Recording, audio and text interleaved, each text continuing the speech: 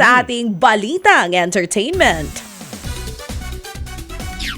Proud ang Don Bell sa tagumpay ng kanilang hit seryeng Can't Buy Me Love. Maliban sa pamamayagpag sa ratings, nananatili sa top 10 ang serye sa streaming platform na Netflix. Naniniwala sina Donnie at Bell na kalidad ang content na nahatid ng serye. Masaya rin daw silang nababahagi ang kultura ng Chinatown sa Binondo at ipakita ang magagandang lugar sa bansa katulad ng atok po sa Benguet. Ang ganda nga dyan. Mapapanood po ang Can't Buy Me Love alas 9:30 ng gabi dito lang sa TV5. Naghahanda naman ang actress-singer na si Janela Salvador para sa kanyang 10th anniversary concert. Gaganapin ang Reimagine concert ni Janela sa April 19 sa New Frontier Theater. Nagsimula na ang bentahan ng tickets na nagkakahalaga ng 1,200 pesos hanggang 6,000 pesos. Itong Biyernes lang, nilabas niya ang bago niyang single na Head Tone.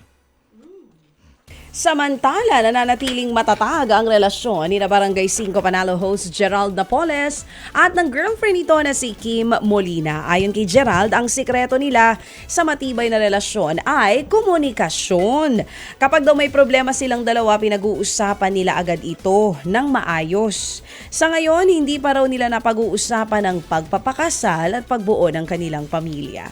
Busy pa raw sila sa kanilang career.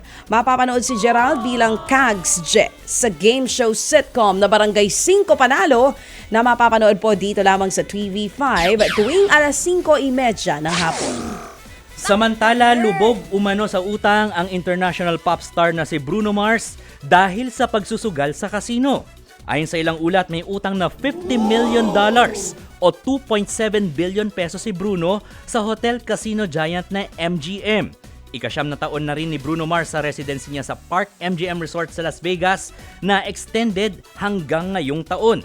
Paraan daw umano ito para bayaran na singer ang utang niya sa casino. Samantala, pinasaya naman ni Justin Timberlake ang 90s kids matapos po ang kanyang surprise NSYNC reunion sa isang libreng one-night show na ginanap po sa Los Angeles, California sa Amerika.